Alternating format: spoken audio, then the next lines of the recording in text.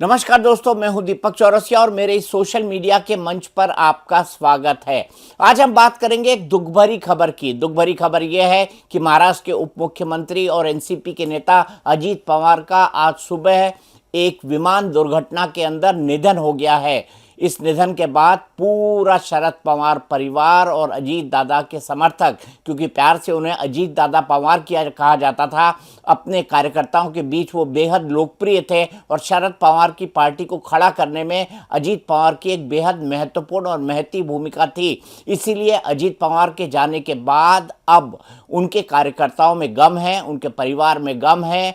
रो रो कर उनके परिवार का और उनके साथी कार्यकर्ताओं का बुरा हाल है। अब हम बात करेंगे इस पूरे वीडियो में 3 पॉइंट्स की। सबसे पहला पॉइंट ये कि ममता बनर्जी ने इस पूरे हादसे की निष्पक्ष जांच की मांग की है। उनका कहना है कि सुप्रीम कोर्ट के एक न्यायाधीश के द्वारा इस पूरे मामले की जांच होनी चाहिए। ममता बनर्जी ने ये क्यों कहा, इसके ऊपर बात करेंगे। इसके अलावा हम बात करेंगे कि आखिर क्या परिस्थितियां बनी कि लियर जेट 45 नाम का ये विमान दुर्घटनाग्रस्त हो गया। दुर्घटना के पहले किस तरह की परिस्थितियां बनी, प्रत्यक्षदर्शियों ने क्या क्या देखा, हम ये भी बताएंगे। और इसके बाद सबसे बड़ा सवाल, हालांकि उसको बात करने का आज वक्त तो नहीं है, लेकिन राजनीति और वक्त किसी के लिए नहीं थमता है, इसीलिए हम बात करेंगे कि अब अजीत पवार की पार्टी का क्या होगा। क्या अजीत पवार की पार्टी का शरद पवार जो उनकी पुरानी पार्टी है उसके अंदर, शरद पवार जो उनके चाचा की पार्टी है उसके अंदर विलय हो जाएगा? दोनों एनसीपी फिर से एक हो जाएंगी, एनसीपी शरद चंद्र पवार और एनसीपी मूल जो कि अब अजीत पवार के साथ है, इसके ऊपर भी बात करेंगे। लेकिन सबसे पहले बात कर लेते हैं ममता बनर्जी के आज के इस मांग की कि इस पूरी घटना की जांच होनी चाहिए, वो भी सुप्रीम कोर्ट के एक जज के द्वारा। I'm really shocked to see the news. There is no safety and security of the people of this country. God is willing to leave the BJP. तो आज सुबह 8:45 की बात है। 8:45 पर बारामती एयरपोर्ट पर आज अजीत पवार को लैंड करना था। अजीत पवार 8:10 पर मुंबई एयरपोर्ट से चले थे और मुंबई एयरपोर्ट से चलने के बाद 8:45 पर उनका विमान बारामती एयरपोर्ट पर पहुंचा था। एयरपोर्ट के अंदर क्या क्या सीक्वेंस हुए, किस तरह से उनका विमान दुर्घटनाग्रस्त हुआ, यह मैं आपको विस्तार से बताऊंगा। लेकिन विमान के दुर्घटनाग्रस्त होने के बाद इस पर राजनीति शुरू हो चुकी है। राजनीति क्या और क्यों शुरू हुई, इस पर हम बात करेंगे, क्योंकि अजीत पवार इस वक्त जो है देवेंद्र फडणवीस की सरकार के अंदर मंत्री थे, वो एनडीए के साथ थे। 2023 में अपने चाचा शरद पवार का साथ छोड़कर उन्होंने एनसीपी को दो फाड़ कर दिया था और उनके बाद जो ओरिजिनल एनसीपी है वो अजीत पवार की हो गई थी, क्योंकि ज्यादा विधायक, ज्यादा पार्टी के पदाधिकारी वो अजीत पवार के साथ थे। ऐसे में अजीत पवार की पार्टी मुख्य एनसीपी हो गई थी, वो देवेंद्र फडणवीस के साथ थे। वो न केवल उप मुख्यमंत्री थे बल्कि एकनाथ शिंदे और देवेंद्र फडणवीस के साथ मिलकर महाराष्ट्र की सरकार चला रहे थे। अपने कार्यकर्ताओं में दादा के नाम से बेहद लोकप्रिय अजीत पवार अपने शब्दों के लिए जाने जाते थे। कहते थे कि अजीत पवार से जो भी मिलने जाता था वो उनसे किसी ना किसी तरह की बात, अगर वो एक लेजिटिमेट बात होती तो अजीत पवार उस बात को तुरंत मान लेते, और अगर वो किसी का काम नहीं करने की स्थिति में होते तो भी वो बता दिया करते थे। शरद पवार, जिनके बारे में ये कहा जाता है कि शरद पवार अपनी बातों का गोलमोल जवाब देते हैं, वो सीधा जवाब नहीं देते हैं, उससे इतर उनके भतीजे अजीत पवार थे। अजीत पवार इन पूरी की पूरे घटनाक्रमों के अंदर अपने कार्यकर्ताओं से बेहद जुड़े हुए थे। और पार्टी जब इस पार्टी को तोड़कर, कांग्रेस को तोड़कर शरद पवार ने एनसीपी बनाई थी, तो उसके पीछे भी अजीत पवार की सलाह थी, क्योंकि अजीत पवार का यह मानना था कि वो बड़ी आसानी से 1999 के अंदर ये पूरा का पूरा विघटन हुआ था। और 1999 में शरद पवार ने कांग्रेस पार्टी को तोड़कर एनसीपी यानी नेशनलिस्ट कांग्रेस पार्टी बनाई थी सोनिया गांधी के विदेशी मूल के मुद्दे पर। और उसके पीछे भी अजीत पवार की एक महत्वपूर्ण भूमिका थी, क्योंकि एनसीपी को जो फर्श से अर्श तक ले जाने का काम उसमें अजीत पवार ने एक बहुत महत्वपूर्ण भूमिका निभाई थी, ये कहा जाए तो गलत नहीं होगा। आज जब उनका प्लेन दूसरी बार लैंड करने की कोशिश कर रहा था, पहली बार उसने एक पूरा रनवे का चक्कर लगाया लेकिन प्लेन लैंड नहीं हो पाया, लेकिन दूसरी बार जब लैंड करने की उसने कोशिश की तो ये प्लेन दुर्घटनाग्रस्त हो गया। दुर्घटनाग्रस्त होने के बाद ये खबर जंगल की आग की तरह पूरे देश में फैली। पहले लोगों को भरोसा नहीं हो रहा था कि क्या ऐसा भी कुछ हो सकता है, क्या अजीत पवार की भी प्लेन दुर्घटना में मृत्यु हो सकती है। लोगों को ये लगा कि शायद कोई मजाक कर रहा हो, लेकिन थोड़ी देर में ही वस्तुस्थिति साफ हो गई जब इस बात की जो फुटेज है वो चारों तरफ टेलीविजन चैनल पर दिखाई देने लगी कि ये प्लेन किस तरीके से दुर्घटनाग्रस्त हुआ था। इसी के कुछ ही मिनटों के बाद ममता बनर्जी, जो कि पश्चिम बंगाल में तृणमूल कांग्रेस की नेत्री है, पश्चिम बंगाल की मुख्यमंत्री है, उन्होंने एक बहुत बड़ी मांग कर दी। उन्होंने ये कहा कि इस पूरी दुर्घटना की जांच होनी चाहिए। ममता बनर्जी जो हाल ही के दिनों में पश्चिम बंगाल के चुनाव की तरफ जाने वाली है, हालांकि अजीत पवार इस वक्त एनडीए के साथ थे, लेकिन फिर भी ममता बनर्जी इतनी बड़ी बात इसलिए कह रही हैं क्योंकि ममता बनर्जी को ये इस बात का आभास है, उन्हें इस बात का इल्म है और उन्हें इस बात की जानकारी होने का दावा उन्होंने किया है और कहा है कि ये बात उन्होंने कुछ लोगों से सुनी थी कि अजीत पवार बीजेपी का साथ छोड़कर कहीं और जाने वाले हैं, वापस एक बार अपोजिशन का कैंप ज्वाइन करने वाले हैं। इसीलिए ममता बनर्जी चाहती हैं कि इस पूरे मामले की सुप्रीम कोर्ट के एक जज के द्वारा जांच हो और इस पूरे मामले की निष्पक्ष जांच हो। ममता बनर्जी ने क्या कहा ये हम आपको बताएंगे, लेकिन ममता बनर्जी ने जो कुछ कहा उसी के बाद अखिलेश यादव का भी बयान आया कि इस पूरे मामले की जांच होनी चाहिए। हालांकि अखिलेश यादव ने किसी तरह की शक और शुबह नहीं किया, अखिलेश यादव ने किसी तरह की शक अपनी तरफ से नहीं किया जिस तरह का ममता बनर्जी ने साफ साफ किया है। वहीं दूसरी तरफ जम्मू कश्मीर के मुख्यमंत्री उमर अब्दुल्ला ने भी इस पूरे मामले की निष्पक्ष जांच की बात कही है। उनका कहना है कि जब इतना बड़ा वीवीआईपी मारा गया है तो इस पूरे मामले की निष्पक्ष जांच होनी चाहिए। ममता बनर्जी ने कैसे इस पूरे मामले में एक नए विवाद को जन्म दे दिया है जांच की मांग करके और ये कह के कि अजीत पवार बीजेपी का साथ छोड़ने वाले थे। ममता बनर्जी ने इस बारे में क्या कहा, पहले वो सुन लीजिए। Message of Ajit Pawar, Deputy Chief Minister. He died today morning in a plane crash. I'm really shocked to see the news. There is no safety and security of the people of this country. Even the political leaders, I do not know what is the fate of the opposition political parties, but he was very much with the ruling party. But before few days ago, I came to know that from social network that somebody from other party, they gave a statement that Ajit Pawar is willing to leave the BJP. And now what happened today, I need proper investigation under the supervision of Supreme Court. Only we have the trust on Supreme Court, no other agency. All the agencies are being totally purchased. And really it's a great loss for the country. Maybe he's from the opposition. Now he's from the opposition. But tomorrow he's supposed to join the original force of their party. My condolences to the family, Maharashtrian people. आइए अब मैं आपको समझाता हूं ये पूरा का पूरा प्लेन हादसा कैसे हुआ। सबसे पहले मैं आपको मुंबई से बारामती का ये पूरा रूट दिखाता हूं। मुंबई का जो छत्रपति शिवाजी इंटरनेशनल एयरपोर्ट है वहां से ये प्लेन चलता है, बारामती की तरफ चलता है। बारामती की दूरी लगभग 35 मिनट की होती है। 8:10 पर यह प्लेन चलता है और 8:45 पर यह प्लेन पहुंच जाता है बारामती के पास। बारामती के ऊपर उड़ान भरने लगता है। ये प्लेन वीएसआर वेंचर्स का होता है। वीएसआर वेंचर्स एक प्राइवेट चार्टर्ड हायर करने वाली कंपनी है और ये प्लेन जो है लियर जेट 45 होता है।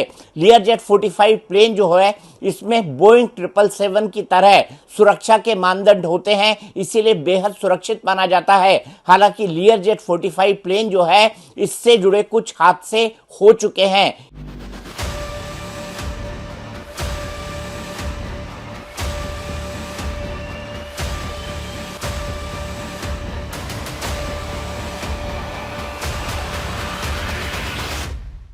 इससे जुड़ा हादसा कुछ साल पहले 14 सितंबर 2022 को होता है, जब ये लियर जेट प्लेन साउथ के किसी डेस्टिनेशन से आकर मुंबई पर उतरता है। मुंबई पर उतरते हुए ये रनवे से फिसलता है और इसके दो टुकड़े हो जाते हैं। हालांकि इस दुर्घटना में कोई हताहत नहीं होता है। 6 लोग इस दुर्घटना में बढ़ जाते हैं। प्लेन में आग लग जाती है, लेकिन सभी को सुरक्षित बचा लिया जाता है। लेकिन अजीत दादा पवार के साथ ऐसा नहीं हो पाया।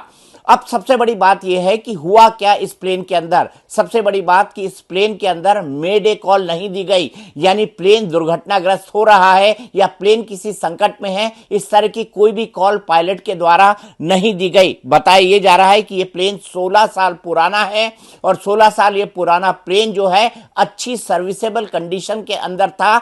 ये वीएसआर वेंचर्स कंपनी के मालिक बता रहे हैं। उनका कहना है कि प्लेन में किसी तरह की कोई भी तकनीकी खामी नहीं थी और प्लेन के दुर्घटना का एक कारण विजिबिलिटी में कमी हो सकता है। लेकिन इसके पीछे भी कॉन्स्पिरेसी थ्योरी बताई जा रही है। वो कॉन्स्पिरेसी थ्योरी क्या है वो मैं आपको बताऊंगा, लेकिन उससे पहले समझ लेते हैं कि प्लेन जब अप्रोच किया रनवे की तरफ तो क्या हुआ। प्लेन पहली बार रनवे की तरफ अप्रोच करता है और रनवे की तरफ अप्रोच करने के बाद वो उतर नहीं पाता है, और जब उतर नहीं पाता है तो हम ये देखते हैं कि वो जो प्लेन है वो वापस एक चक्कर एयरपोर्ट का लगाता है। वो वापस चक्कर बारामती एयरपोर्ट का लगाता है और फिर से दूसरी बार रनवे की तरफ अप्रोच करता है।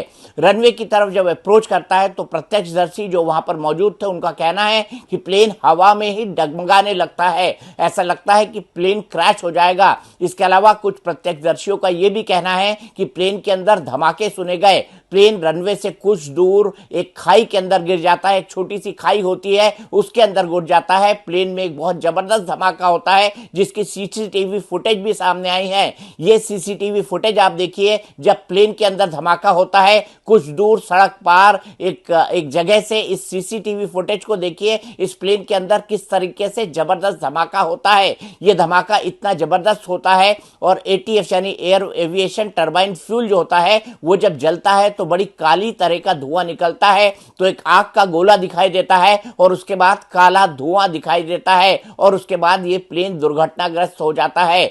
इस प्लेन के अंदर कुल 5 लोग सवार थे, जिसके अंदर 2 पायलट थे।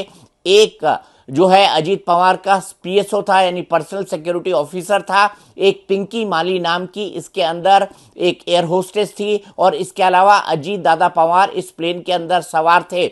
अजीत दादा पवार के बारे में बताया जाता है कि तमाम जितने भी लोग होते हैं उनको तुरंत बारामती के देवी अहिल्याबाई हॉस्पिटल ले जाया जाता है, लेकिन वहां पर पहुंचते ही सबको मृत घोषित कर दिया जाता है। बताया यह जाता है कि अजीत दादा पवार की पहचान उनके सफेद कपड़ों से हुई, क्योंकि इस पूरे प्लेन में सफेद कपड़े कुर्ता पजामा सिर्फ अजीत दादा पवार ने पहन रखा था। इसके अलावा उनकी घड़ी से उनकी पहचान हुई। आपको पता है कि घड़ी जो है वो चुनाव चिन्ह है एनसीपी का, इसीलिए अपनी घड़ी अजीत पवार हमेशा अपने साथ रखा करते थे। उस घड़ी से भी उनकी पहचान हुई है, ये बात बताई जा रही है। जो अस्पताल है उसके बाहर उनके समर्थकों का तांता लग गया। मैंने आपको बताया अजीत पवार अपने समर्थकों के अंदर अजीत दादा के नाम से जाने जाते थे। दादा के नाम से लोग उन्हें पसंद किया करते थे और अजीत दादा पवार 24/7 पॉलिटिशियन थे।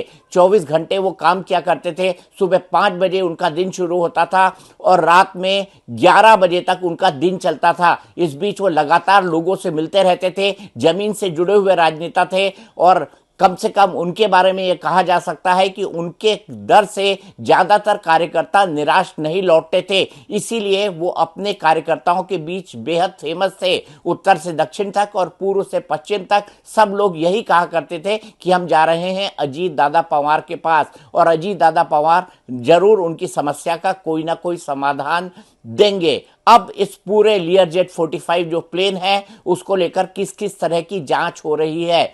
जो वीएसआर वेंचर्स के दफ्तर है वहां पर जो है डीजीसीए की टीम पहुंच चुकी है। इसके अलावा बारामती की तरफ एएआईबी जो एयरपोर्ट के अंदर विमानों के हादसे की जांच करती है, उसकी टीम भी दिल्ली से निकलकर बारामती की तरफ जा चुकी है। खबर ये मिली है कि कल 11 बजे अजीत पवार का अंतिम संस्कार उनके पैतृक गांव में होगा और फिलहाल उनके पार्थिव शरीर को एक प्रतिष्ठान के अंदर अंतिम दर्शनों के लिए रखा गया है। लेकिन वो अजीत दादा पवार जो अपनी राजनीति के लिए जाने जाते थे, जो इस बात के लिए मशहूर थे कि उनके पास जाओगे तो किसी न किसी समस्या का समाधान उनके पास से जरूर मिलेगा, आज अजीत दादा पवार जब अपने जीवन को छोड़कर हमसे बिछड़कर दूर चले गए हैं, ऐसे में बहुत ही दुखद मृत्यु उनकी हुई है। और इसके बाद पूरा पवार परिवार और पूरा बारामती और पूरा महाराष्ट्र गम के अंदर डूबा हुआ है।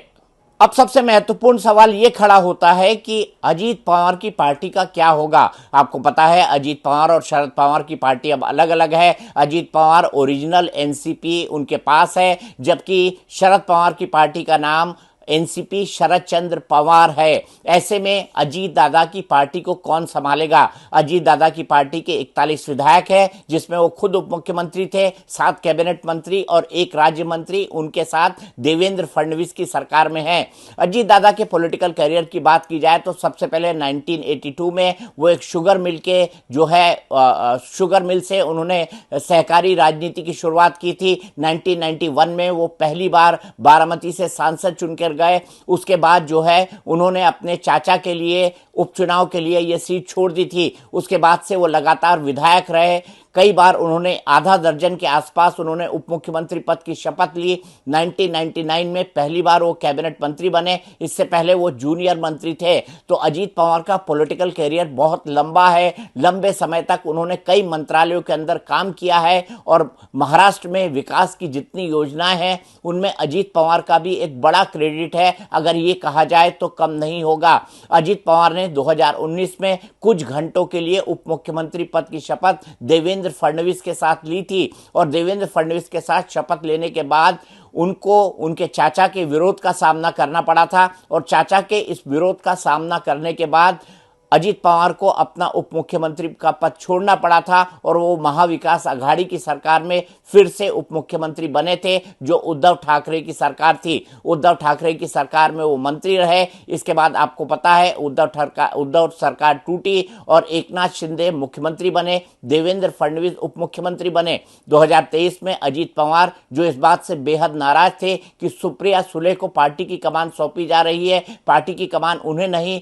बल्कि उनकी चचेरी बहन सुप्रिया सुले को सौंपी जा रही है, उनको ऐसा लगा कि उनके साथ अन्याय हुआ है और 2023 में उन्होंने पार्टी को तोड़ दिया और एनसीपी के 2 धड़े बन गए। एक धड़ा बना अजीत पवार वाला और दूसरा धड़ा बना शरद पवार वाला। बाद में कानूनी चक्करों के बाद कानून में यानी मामले के सुप्रीम कोर्ट में जाने के बाद कानूनी इसकी समीक्षा होने के बाद जो ओरिजिनल एनसीपी है वो अजीत पवार के पास में गई, क्योंकि अजीत पवार के पास एनसीपी के ज़्यादा विधायक और ज़्यादा ऑफिस बेयरर्स थे और शरद चंद्र पवार को यानी एनसीपी शरद चंद्र पवार जो दूसरा धड़ा था उसको दूसरे इलेक्शन सिंबल के साथ संतोष करना पड़ा और अजीत पवार को जो घड़ी है जिस पर 10:10 हमेशा दिखाई देते रहते हैं और उनके जो राजनीतिक विरोधी हैं हमेशा मजाक में कहते हैं कि उनकी घड़ी रुकी हुई है, ऐसी घड़ी के साथ एनसीपी की यात्रा उन्होंने शुरू की और 2024 का चुनाव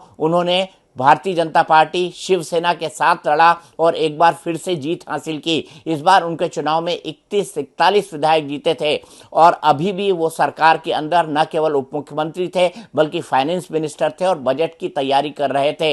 आज आपको तस्वीरों में आपने देखा होगा कि जब उनका प्लेन क्रैश हुआ तो उससे फाइल के कई सारे पन्ने निकले, जो दिखाता है कि वो 24/7 काम करते थे और जब वो चले थे मुंबई से बारामती के लिए तब भी वो अपनी फाइलें निपटा रहे थे। कम से कम तस्वीरें देखकर ऐसा ही प्रतीत होता है। अब उनकी पार्टी का क्या होगा, क्योंकि अब शरद पवार की पार्टी अलग है, अजीत पवार की एनसीपी अलग है, तो ऐसे में अगर दोनों आपस में मिलते हैं तो उसका स्वरूप क्या होगा। क्या देवेंद्र फडणवीस सरकार को वो समर्थन देते रहेंगे? क्या शरद पवार इसके लिए राजी होंगे? सवाल ये भी खड़ा होता है कि अगर अजीत पवार की जगह किसी दूसरे को नेता चुनना हो तो क्या पार्थ पवार जो उनके बेटे हैं, जिन्होंने अभी राजनीति से सैबेटिकल ले रखा है, उनको नेता चुना जाएगा, या उनकी पत्नी सुनेत्रा पवार जो अभी राज्यसभा की सांसद है उनको नेता चुना जाएगा?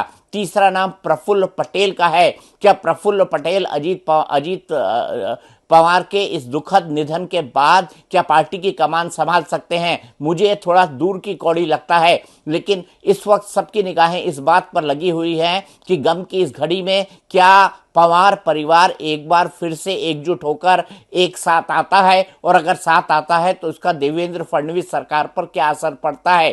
क्या शरद पवार देवेंद्र फडणवीस सरकार से अगर दोनों धड़े एकजुट हो जाते हैं तो अलग होंगे, या देवेंद्र फडणवीस सरकार का समर्थन करते रहेंगे, ये भी अपने आप में एक बड़ी बात होगी। लेकिन जहां तक फडणवीस सरकार का सवाल है, उस पर कोई संकट नहीं है, क्योंकि उसका पर्याप्त बहुमत जो है वो देवेंद्र फडणवीस के पास अभी है। अगर एनसीपी के तमाम 40 विधायक उनसे अलग भी हो जाते हैं, लेकिन मुझे नहीं लगता कि ऐसा कुछ होने जा रहा है। ऐसा मैं इस आधार पर कह रहा हूं क्योंकि अजीत पवार, जिनकी आखिरी इच्छा ये थी कि वो लगातार इस सरकार के साथ बने रहें, उनकी आखिरी इच्छा को परिवार में कोई बदलेगा, इसकी संभावना मुझे न के बराबर लगती है। लेकिन आने वाला समय महाराष्ट्र की राजनीति के लिए बेहद महत्वपूर्ण होने वाला है, और इस राजनीति पर हमारी सबकी नजरें लगी होंगी। तो मेरा ये वीडियो आपको कैसा लगा, इसके बारे में आप अपनी राय मुझे जरूर दें। इसे लाइक करें, सब्सक्राइब करें और शेयर भी करें।